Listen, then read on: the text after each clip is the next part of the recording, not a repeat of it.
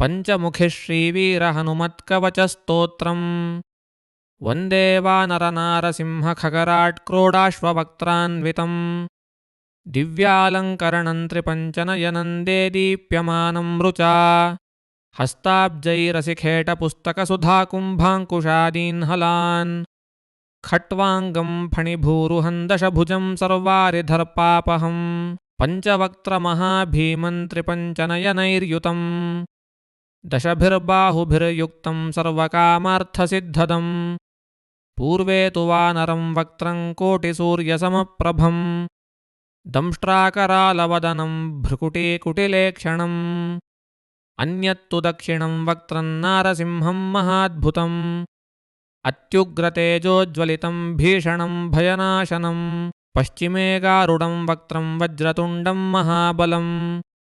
सर्वरोगप्रशमनं विषभूतादिकृन्तनम् उत्तरे सूकरं वक्त्रं कृष्णादित्यं महोज्ज्वलम्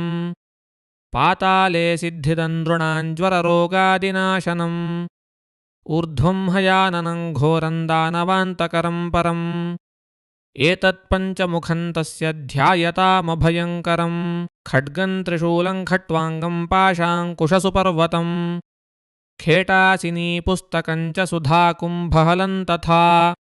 एतान्यायुधजालानि धारयन्तं यजामहे प्रेतासनोपविष्टं तु सर्वाभरणभूषितम् दिव्यमाल्याम्बरधरं दिव्यगन्धानुलेपनम्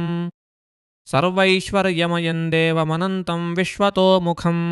पञ्चास्यमच्युतमनेकविचित्रवीर्यं श्रीशङ्खचक्ररमणीयभुजाग्रदेशम् पीताम्बरं मकुटकुण्डलनूपुराङ्गम् उद्योदितं कपिवरं हृदि भावयामि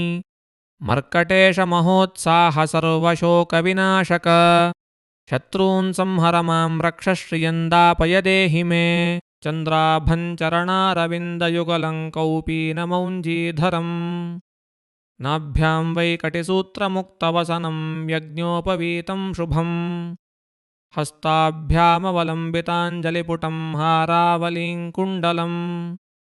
बिभ्रद्दीर्घशिखाप्रसन्नवदनं वन्द्याञ्जनेयं भजे इति श्रीसुदर्शनसंहितायां रुद्रयामले श्रीसीतामनोहर पञ्चमुखी वीरहनुमत्कवचस्तोत्रं सम्पूर्णम्।